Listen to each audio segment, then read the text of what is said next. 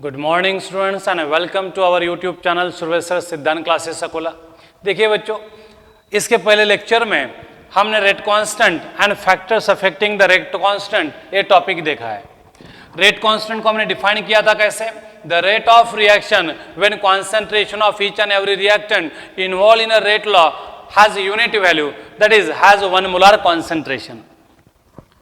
जब each and every reactant का concentration 1 molar होगा तब जो रेट रहेगा उसे हम क्या कहते हैं? Rate constant. रेट कांस्टेंट को हम वेलोसिटी कांस्टेंट, स्पीड कांस्टेंट कहते हैं और स्पेसिफिक रेट भी कहते हैं। हालांकि specific rate and rate constant ये बहुत ही ज्यादा वाइडली यूज नाम है उसके।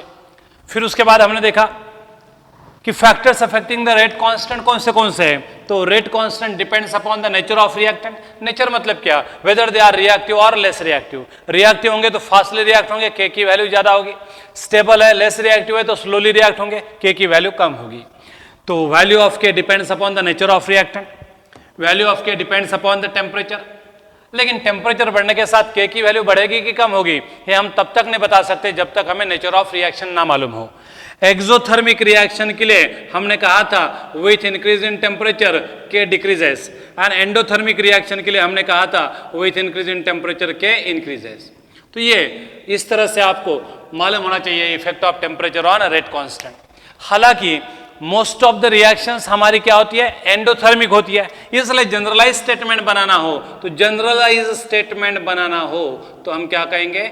With increase in temperature rate constant increases. जब हमें टाइप ऑफ रिएक्शन नहीं बताई जाएगी वेदर इट इज एंडोथर्मिक और एक्सोथर्मिक तो हम बोलेंगे विथ इंक्रीज इन टेम्परेचर के इंक्रीजेस। लेकिन आपको याद रखना पड़ेगा, ध्यान में रखना पड़ेगा, रिएक्शन अगर एक्सोथर्मिक है तो विथ इंक्रीज इन टेम्परेचर के डिक्रीजेस, एंड एंडोथर्मिक है तो विथ इंक्रीज इन टेम्परेचर के इंक्रीजेस।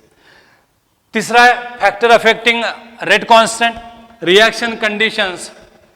तो रेट कांस्टेंट की वैल्यू जो है रिएक्शन तो value of rate constant depends upon the reaction condition like nature of solvent. तो आपने ऑर्गेनिक केमिस्ट्री में देखा है ब्रोमिनेशन आप करते हो फिनॉल बेंजीन का, तो बेंजीन का या फिनॉल का ब्रोमिनेशन आप करते हो इन presence of CS2 medium, non polar medium, तो आपको क्या मिलेगा? आर्थोब्रोमोफिनॉल एंड पैराब्रोमोफिनॉल मिलेगा। उसमें पैराब्रोमोफिनॉल आपको क्या मिलेगा? मेजर प्रोडक्ट मिलेगा, बराबर है। तो when we perform bromination of phenol in a CS2 medium then what will we gate?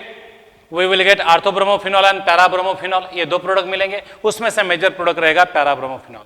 लेकिन यही अगर मैं फिनॉल का ब्रोमिनेशन करूंगा in water which is highly polar in nature तो आपको क्या मिलेगा? 2,4,6 ट्राइब्रोमोफिनॉल। मतलब वाटर के प्रेजेंस में ब्रोमिनेशन एक्सटेंसिवली हुआ है, एट ऑल पोजिशंस हुआ है, आर्थो एंड पैरा पोजिशंस, बराबर है। दो आर्थो एंड पैरा पोजिशन पर ब्रोमिनेशन हुआ है। तो वाटर के प्रेजेंस में एक्सटेंसिवली ब्रोमिनेशन हुआ है, वही CS2 के प्रेजेंस में लिमिटेड ब्रोमिनेशन हुआ है। मतलब रेट ऑफ रिएक्शन मतलब rate constant depends upon the nature of solvent. तो जाहिर है CS2 के प्रेजेंस में ब्रोमिनेशन का रेट कम होगा एंड वाटर के प्रेजेंस में ब्रोमिनेशन का रेट ज्यादा होगा।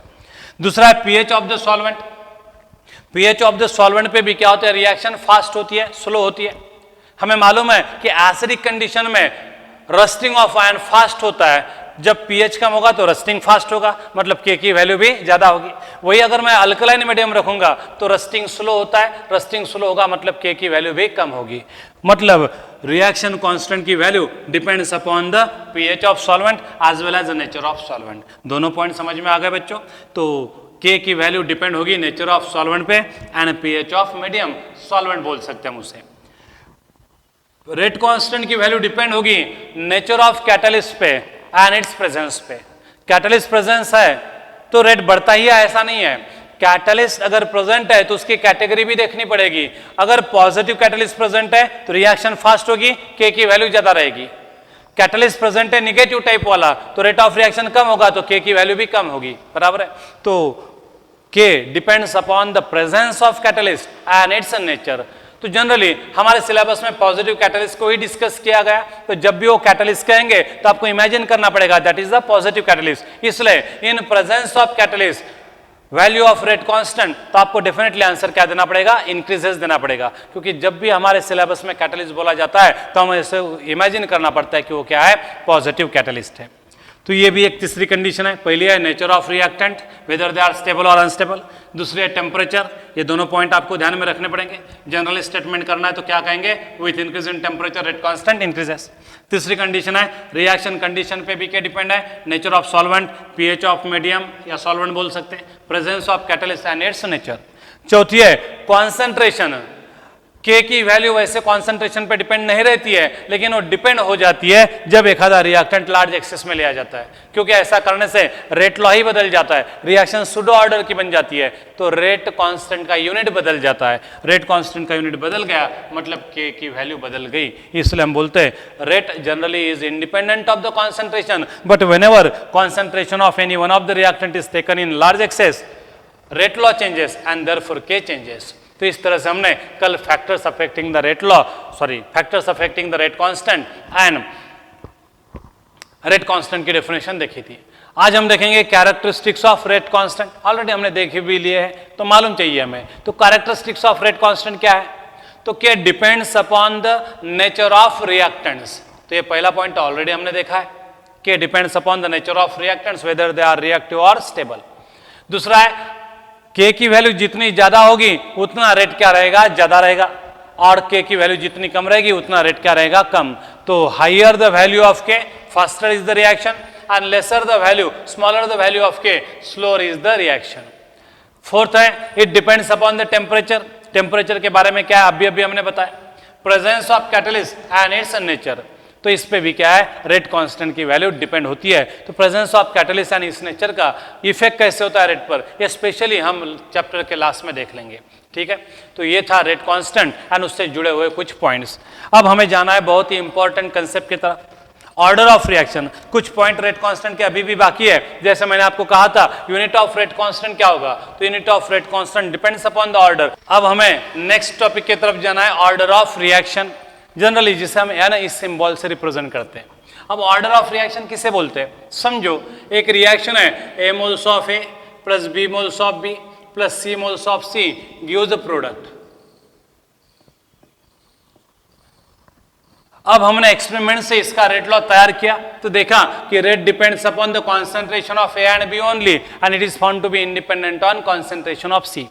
फिर हमने पावर भी ढूंढ निकाली ए और बी की, ए की पावर दिखाई दी पी एंड बी की पावर दिखाई दी क्यू।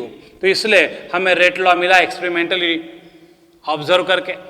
तो R is equal to K into concentration of A to the power P into concentration of B to the power Q. तो इस तरह से हमने एक्सपेरिमेंट करके रेट लॉ तैयार कर लिया फॉर गिवन रिएक्शन। तो ए और बी पे ही रेट डिपेंडेंट था, तो रेट लॉ में सिर्फ वही दिखाई देंगे, जिस पर रेट डिपेंडेंट नहीं है वो रेट लॉ में दिखाई भी नहीं देगा। Powers of A and B को भी हमने ढूंढ निकाला, पावर्स ऑफ ए कितनी मिली P and power of B कितनी मिली क्यू। पी और ए की वैल्यू सेम भी रह सकती है, डिफरेंट भी रह सकती है, क्यू एंड बी की वैल्यू सेम भी रह सकती है, डिफरेंट भी रह सकती है, हमने ऑलरेडी वो देख लिया है। तो इसे कहते हैं हम रेट लॉ, और ये एक्सपेरिमेंटली डिराइव्ड है, मैथमेटिकल इक्वेशन है, बराबर है। And experimentally determine mathematical expression which gives us actual rate of reaction in terms of concentration of those reactant whose concentration affects the rate of reaction is called as rate law। तो rate law हमने अगर लिख लिया है किसी भी reaction का तो उस रेट लॉ को हम ऑब्जर्व करेंगे, वहां पे कॉन्सेंट्रेशन टर्म्स देखेंगे और कॉन्सेंट्रेशन टर्म्स देखेंगे तो उनकी पावर को ऑब्जर्व करेंगे, और उनकी जो पावर है उनकी पावर की सम को ही हम क्या कहते हैं, ऑर्डर ऑफ रिएक्शन। तो how can we define order of reaction, बहुत ही सिंपल है। Order of reaction is defined as the sum of powers of concentration term involve in rate law is called as order of reaction. बहुत ही सिंपल सी definition है बच्चों, देखो, the sum of powers of concentration term involve in rate law is called as order of reaction. तो यहां पे ऑर्डर ऑफ रिएक्शन कितनी आएगी, P प्लस क्यू। अगर यहाँ पे P की पावर 1 होती, A की पावर 1 होती एंड B की पावर 1 होती तो what is the order of reaction, 1 + 1 2। अगर B की पावर 2 होती तो फिर सम कितनी आती, 1 + 2 3, तो ऑर्डर ऑफ रिएक्शन कितनी होती, 3। तो रेट लॉ में जितने भी कॉन्सेंट्रेशन टर्म्स इन्वॉल्व है उन कॉन्सेंट्रेशन टर्म्स के पावर्स की सम करेंगे तो हमें क्या मिलेगी, ऑर्डर ऑफ रिएक्शन। और इसी तरह हमने ऑर्डर ऑफ रिएक्शन को बहुत सिंपल मैनर में डिफाइन किया है।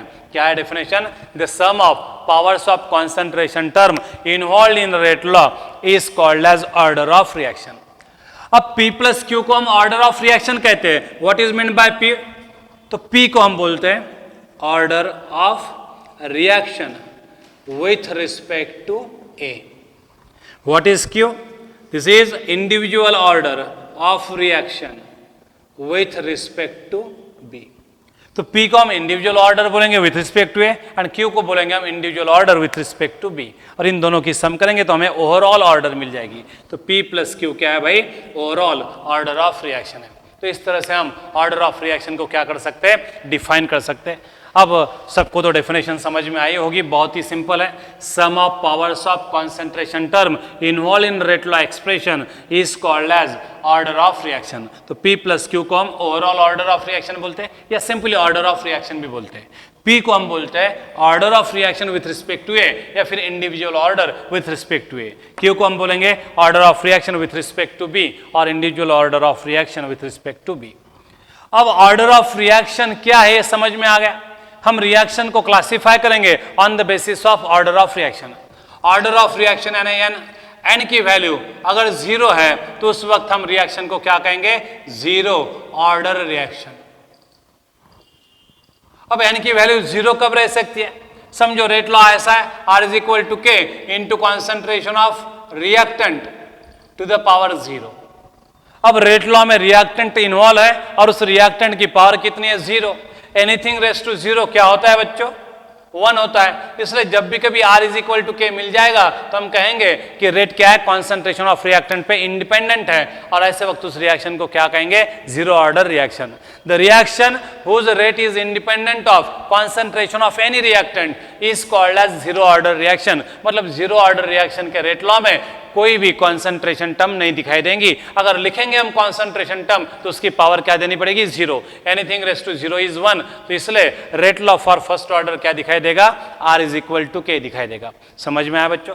The reaction whose rate is independent of concentration of any reactant is called as zero order reaction. तो इस तरह से रेट लॉ मैं लिख सकता हूं R इज इक्वल टू के या फिर R equal to K into concentration of reactant to the power 0। n की वैल्यू 1 होगी तो उसे हम क्या कहेंगे? First order reaction. तो when value of n is equal to 1 then that reaction is called as first order reaction. बराबर है? इसका रेट लॉ कैसे होगा? R is equal to K into concentration of A to the power 1 where A is reactant. तो A की power 1 है, नहीं लिखा तो भी चलेगा। तो A की पावर यहाँ पे 1 है तो सम भी कितने आएगी? 1, क्योंकि दूसरा कोई रिएक्टेंट है ही नहीं। तो यहाँ पे हम इस रिएक्शन के ऑर्डर को क्या कहेंगे? 1 कहेंगे और रिएक्शन को कहेंगे फर्स्ट ऑर्डर रिएक्शन। बराबर है? तो ऐसे रिएक्शन जिसके रेट लॉ में एक ही रिएक्टेंट इन्वॉल्व है और उसकी पावर कितनी है? 1 है, उसकी पावर 1 है, इसलिए उसे क्या कहा जाएगा? First order reaction. तो ये फर्स्ट ऑर्डर रिएक्शन के लिए रेट लॉ है R is equal to K into ए। ऐसे ही हम फिर आगे जाते जाएंगे। n इज इक्वल टू 2 होगा तो क्या कहेंगे उसे? Second order reaction. Second order reaction का रेट लॉ मैं ऐसा भी लिख सकता हूँ R is equal to K into A to the power 2 या फिर मैं ऐसा भी लिख सकता हूँ concentration of A to the power 1 into concentration of B to the power 1। तो इस तरह का भी रेट लॉ लिख सकता हूँ और इस तरह का भी रेट लॉ लिख सकता हूँ मैं। तो इसे कहेंगे हम सेकंड ऑर्डर रिएक्शन। बराबर है? The reaction whose order is 2 is called as second order reaction. 3 होगी तो हम कहेंगे third order reaction and so on. लेकिन हायर ऑर्डर की रिएक्शन हमें ज्यादा देखने को नहीं मिलती है, इसलिए हायर ऑर्डर रिएक्शंस भी हम उसको देखेंगे नहीं, उसको डिस्कस करेंगे नहीं। तो मोस्ट कॉमनली हमें कौन सी रिएक्शन देखने को मिलती है? फर्स्ट एंड सेकंड ऑर्डर, और कभी कभार जीरो ऑर्डर की रिएक्शन देखने को मिलती है। तो मोर कॉमन यही रिएक्शन है और इसलिए इन्हीं में उनका क्लासिफिकेशन होने वाला है। हायर ऑर्डर वाली रिएक्शंस क्या है? रेयरेस्ट ऑफ रेयर है, तो इसलिए क्लासिफिकेशन हमने ऑर्डर 3 तक ही किया है। तो on the basis of order of reaction, reactions are classified into several categories: zero order reaction, first order reaction, second order reaction. First order, second order, zero order reaction के rate law किस तरह से दिखाई देंगे वो भी हमने यहाँ पे क्या किया है? देख लिया है। तो इस तरह से हम ऑर्डर ऑफ रिएक्शन को डिफाइन कर सकते हैं एंड क्या कर सकते हैं बच्चों? उस ऑर्डर ऑफ रिएक्शन के बेसिस पर से रिएक्शन को क्लासिफाई कर सकते हैं। अब ऑर्डर ऑफ रिएक्शन के फीचर्स क्या है, what are the features of order of reaction, ये बहुत ही इंपॉर्टेंट टॉपिक है। अगर ऑर्डर ऑफ रिएक्शन 0 है बच्चों, इसका मतलब यह है कि रेट ऑफ रिएक्शन किसी भी रिएक्टेंट के ऊपर डिपेंडेंट नहीं है, एक भी रिएक्टेंट पर डिपेंडेंट नहीं है। अगर किसी रिएक्शन की ऑर्डर 1 है, इसका मतलब rate of reaction depends upon the concentration of only one species, that species में बी एटम, आयन और अ मॉलिक्यूल, बराबर है। किसी की ऑर्डर 2 है, इसका मतलब रेट 2-2 स्पेसीज पर डिपेंडेंट है। किसी की ऑर्डर 3 है, मतलब रेट 3-3 स्पेसीज पर डिपेंडेंट है। वो 3 स्पेसीज सेम भी हो सकती है, डिफरेंट भी हो सकती है। जैसे कि देखो यहाँ पे R is equal to K into A square है, तो यहाँ पे दोनों के दोनों स्पेसीज सेम है, ए इंटू ए लिख सकता था मैं, और यहाँ पे ए और बी 2 अलग अलग स्पेसीज है। तो जब ऑर्डर 1 रहेगी, इसका मतलब क्या होगा, rate depends upon the concentration of only one species. 2 रहेगी तो rate depends upon the concentration of 2 species, that में बी सेम और डिफरेंट। अगर ऑर्डर 3 है, it means that rate depends upon the concentration of 3 species, दो that 3 species में B same और different हो सकता है। थर्ड ऑर्डर रिएक्शन के लिए मैं ऐसे भी लिख सकता हूं, R is equal to K into A cube, या फिर मैं ऐसे भी लिख सकता हूं R is equal to K into A square into B, यहाँ पे भी ऑर्डर 3 है। या फिर मैं ऐसे लिख सकता हूं R is equal to K into A into B into सी। मतलब यहाँ पे रेट 3 डिफरेंट स्पेसीज पर डिपेंडेंट है, यहाँ पे रेट 2 डिफरेंट स्पेसीज के 3 मॉलिक्यूल पर डिपेंडेंट है, और यहाँ पे रेट डिपेंडेंट है एक ही स्पेसीज के 3 मॉलिक्यूल पर, 3 आयन पर, 3 एटम पर। तो हमें ऑर्डर पता चल जाती है, तो क्या पता चल जाता है, तो order of reaction gives us idea about the number of atoms, ions और molecule whose concentration affects the rate of reaction.